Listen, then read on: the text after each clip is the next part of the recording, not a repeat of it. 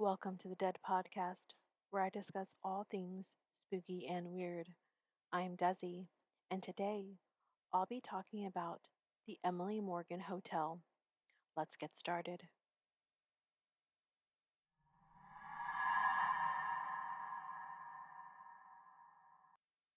Hey everyone, how is everyone doing tonight? I hope y'all are doing good.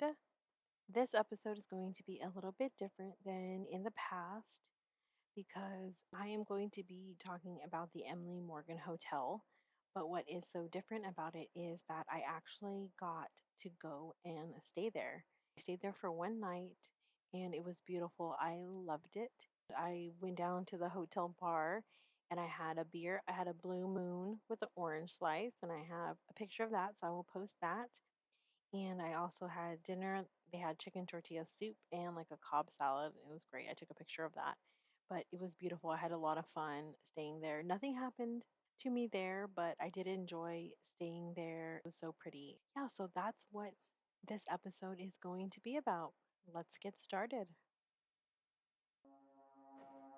The Emily Morgan Hotel in San Antonio, Texas, is one of the city's most famous landmarks, not only for its rich history, but also for its eerie reputation. The hotel is often referred to as one of the most haunted hotels in Texas. Steeped in local lore and legend, let's explore the history, legends, and ghost stories associated with it. The Emily Morgan Hotel is located near the Alamo, a site of immense historical significance where the Battle of the Alamo took place in 1836 during the Texas Revolution. This proximity alone contributes to its reputation for being haunted, as the area surrounding the Alamo is believed to be haunted by the spirits of those who died in battle. The Alamo connection, given the hotel's proximity to the Alamo, some believe that the spirits of soldiers who died in the 1836 battle wander the area, with some sightings extended into the hotel itself. Visitors claim to have seen soldiers in military uniforms, and some have felt an overwhelming sense of sadness or dread near the windows facing the Alamo. The building that houses the Emily Morgan Hotel was constructed in 1924 and originally served as a medical facility, the Medical Arts Building. It was designed in a Gothical Revival style, with terracotta gargoyles adorning the exterior, symbolizing various ailments treated within the facility, such as toothaches and broken bones. The building contained medical offices, a hospital, and a morgue. This association with illness and death and suffering added to the building's macabre atmosphere. This period of the building's life plays a key role in the numerous ghost stories and hauntings associated with it. When the Medical Arts Building opened in 1924, it was considered a state of the art facility. It was designed to provide comprehensive medical care in one location, a cutting edge concept for its time. The 13th floor structured, labeled as 14 due to the omission of the 13th floor for superstitious reasons, housed doctors' offices. Many medical specialists had their practices here, making it a one stop shop for patients seeking various types of medical care. Hospital wards. Several floors function as hospital wards, treating patients with a range of illnesses and injuries. Operating rooms. Surgeries were performed on the upper floors, specifically the 7th and 12th floors. This is where many believe intense pain and death have left residual energy. A psychiatric ward. Some speculate that a small psychiatric ward may have existed here, contributing to the unsettling atmosphere and energy. A morgue. One of the most significant features was the morgue located on the 7th floor. The presence of a morgue in the building has added to the ghostly legends, as this is where the bodies of deceased patients were stored and prepared for burial. This combination of medical services means that the buildings saw thousands of people pass through its doors over the years, many of them suffering from illnesses, undergoing surgery, or in the final stages of life. As such, it became a place associated with death, pain, and emotional turmoil, which could explain why so many believe that the spirits of former patients, doctors, and even visitors still linger there. It was converted into a hotel in the early 1980s and named after Emily Morgan, a legendary figure in Texas history. The hotel takes its name from Emily D. West, an indentured servant of mixed African and Native American descent who worked for Colonel James Morgan, an impresario in Texas. According to legend, Emily was present during the Battle of San Jacinto in 1836, which was a pivotal battle in the Texas Revolution. She allegedly distracted General Antonio Lopez de Santa Anna, the Mexican leader, which contributed to his defeat by the Texan forces under Sam Houston. The tale of Emily West, who is often dubbed the Yellow Rose of Texas, became famous, particularly through a popular song, although much of her story is based on folklore and historical speculation. The Emily Morgan Hotel is considered one of the most haunted hotels in Texas, with many guests and staff reporting paranormal experiences, especially on the floors that once housed medical wards and the morgue. Some of the paranormal activity can be explained by the residual energy from the building's days as a medical facility, while other stories hint at intelligent hauntings, spirits that seem to interact with the living.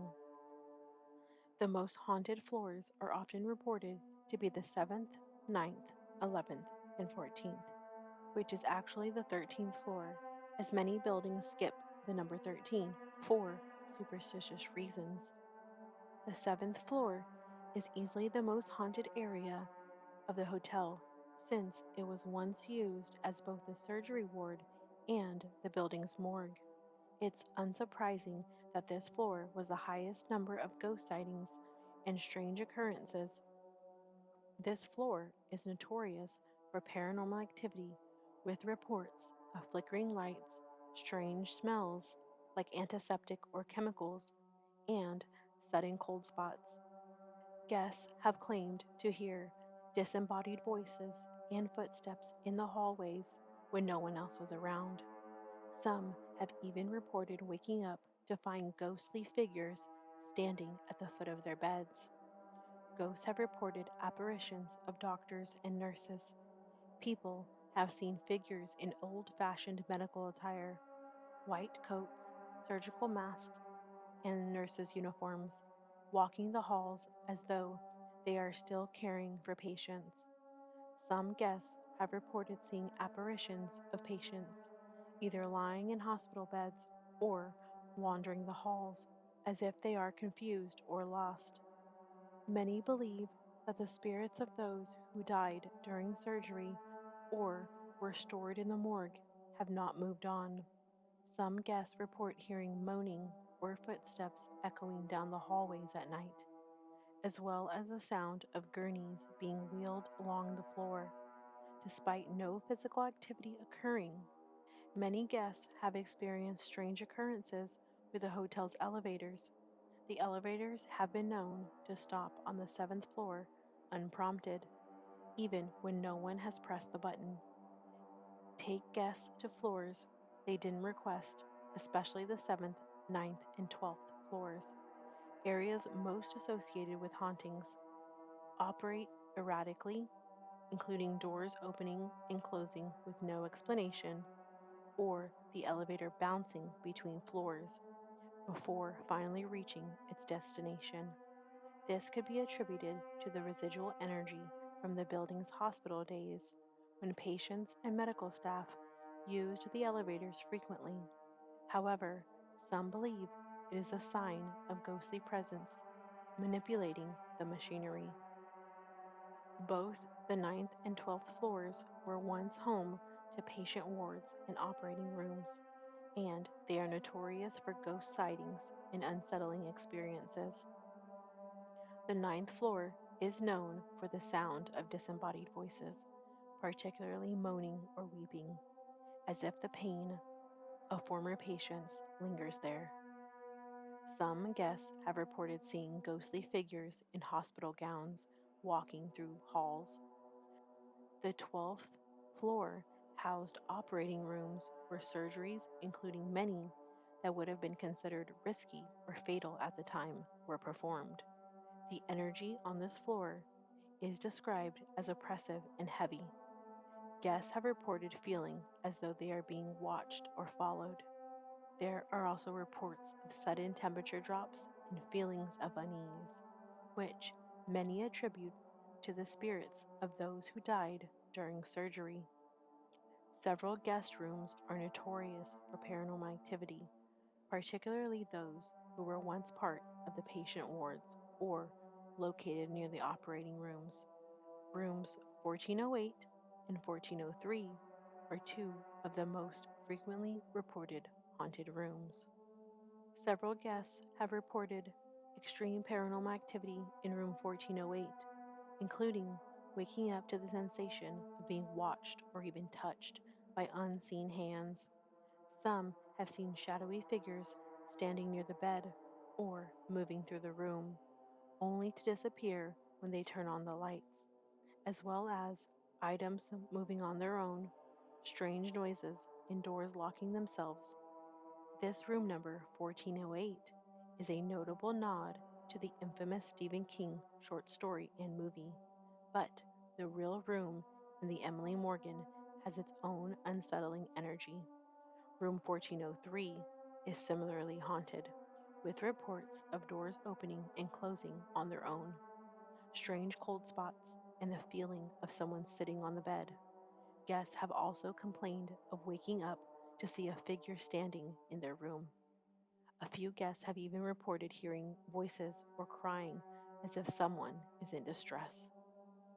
The cold spots, localized areas of sudden temperature drops, are frequently reported throughout the hotel, particularly near the elevators and in the hallways of the 7th and 12th floors. Guests often describe these cold spots as unsettling, with some feeling an overwhelming sense of dread or sadness when walking through them. Another common report is the smell of antiseptic or ether, a chemical used during surgeries in the early 20th century. This distinct smell is often noticed by guests on the upper floors, even though no cleaning agent of that type are used in the hotel today. One of the more well known apparitions is the Lady in White. Believed to be a former nurse or hospital worker, she is often seen walking the hallways of the 9th and 12th floors. Some guests have described her as appearing in old fashioned nursing attire, with calm but somewhat distant demeanor. She is often seen moving quickly as if she is still on duty, but she vanishes when approached or called out to. Most of the hauntings at the Emily Morgan Hotel are believed to be residual hauntings, a form of paranormal activity where energy from the past replays itself like a loop. This explains many of the sightings of doctors, nurses, and patients going about their routines as if they are unaware of the living around them. Most of the hauntings at the Emily Morgan Hotel are believed to be residual hauntings, a form of paranormal activity where energy from the past replays itself like a loop. This explains many of the sightings of doctors, nurses, and patients going about their routines as if they are unaware of the living around them. However, some encounters, such as those involving interaction with the living, for example, guests feeling touched or hearing their names whispered, suggest the presence of intelligent spirits, entities that are aware of their surroundings and the people in them. These spirits may be former patients, staff members, or even individuals who died in the nearby Battle of the Alamo. The Emily Morgan Hotel's history as a medical facility has contributed to its reputation as one of the most haunted hotels in the U.S. The combination of tragic deaths, medical procedures, and the building's proximity to the Alamo has created an atmosphere ripe for paranormal activity, whether residual energy from the building's time as a hospital or intelligent hauntings from those who passed through its doors. The Emily Morgan Hotel continues to draw ghost hunters and curious travelers alike, eager to experience its haunted halls. Now I'm going to be reading to you two supposed encounters at the Emily Morgan Hotel. The first one. I had an experience back in 2013 that I experienced experience one. Not even an hour of getting there, the old digital clock from the 90s, it seemed like it kept changing channels. I told my buddy to quit it because his bed was closer. He starts getting annoyed and says he's not even touching it. He starts getting freaked out, but after a minute, it stops and goes back to normal. Keep in mind, we are in no way aware of this hotel's past, but my mom was since she booked it for my 19th birthday. She laughed after I went home after the stay. Experience number two. After a night downtown, a few more buddies decided to come check out our cool hotel room. We wanted to check out if they have a 13th floor. After getting the runaround, we decided to go up the elevator either way. Sure enough, we get on the 14th floor. As soon as the elevator opens, there's a food cart right when you walk out. But get this, the floor seemed completely empty and musky, kind of as if your eyes got a bit blurry from watering. Anyway, we started following the map to find the room 1408. And there's no room 1408. One guy started freaking out and wanted to leave the hotel completely. No biggie, right? Experience number three. Sometime around 2 a.m., when myself and another friend are about to sleep, we hear someone running down the hall back and forth every 2 minutes or so. So we both get up to go check. And when we open the door, we noticed other guests peeking their heads out to what seems like checking out the same thing. But no one is there. So back to bed we go. And again, the running starts again. But once we checked again, nothing. So our experiences were not something crazy, but were not normal. Experience number two. I'm finishing up my trip to Texas today. For our last day, we stayed at Emily Morgan Hotel in San Antonio. From the beginning, I got a bad vibe. I don't fuck with demons and shit, and never have. I'm not really a guy that's scared of a lot. I like doing some crazy stuff, but demons and ghosts I've never messed with. Starting off with the elevator, me and my brother were going down to the pool. As a joke, I say out loud, "These ghosts are chill. Maybe they want to come swimming with us." Right as I said that, the elevator stops. Me and him are both confused because no one pressed the button. I tell him, "Someone is probably getting on." The door opens to absolutely no one. I nervously laugh, but thought it was kind of funny because they were proving that they were there, which was cool. After a little bit, we went out to dinner. Coming back to the elevator, I say, "Uh oh, guys, we might get haunted." Very spooky. Every light in the lobby goes out. The woman at the front desk calmly says, "Yep, they heard you." Well, I was just laughing it off again. We went back, showered, and slept well, all until 5:30 in the morning, when my dad taps me on the shoulder and goes, "Yo, near the door, there's a little girl." I just say out loud, "What the fuck?" As I turn to the hallway area, the door was right there. A little girl was there for maybe 2 seconds. Needless to say, I was freaked out. So, around 8:30, we wake up and get ready for the day. My brother was on his phone looking through pictures and videos. He says from across the room, "Wow, really scary. You got me." I go, "What are you talking about?" And he says, "The stupid video you put on my phone at 2:56 this morning." I put nothing on his phone. His phone was also not where he put it the night before. The video was a dark screen and extremely loud breathing.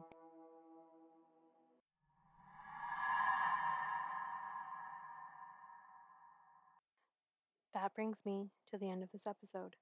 Thanks for listening to the Dead Podcast. Please follow me on Instagram, Facebook, and TikTok at the Dead Podcast. Also, feel free to send in your stories, episode suggestions, or feedback at the Dead Podcast 1 at gmail.com or send me a DM on Instagram. Also, be sure to check out the Dead Podcast merch. The link is in the show notes. If you enjoyed this show, please rate and review the podcast on whatever platform you are listening on, and be sure to come back next week for my next episode.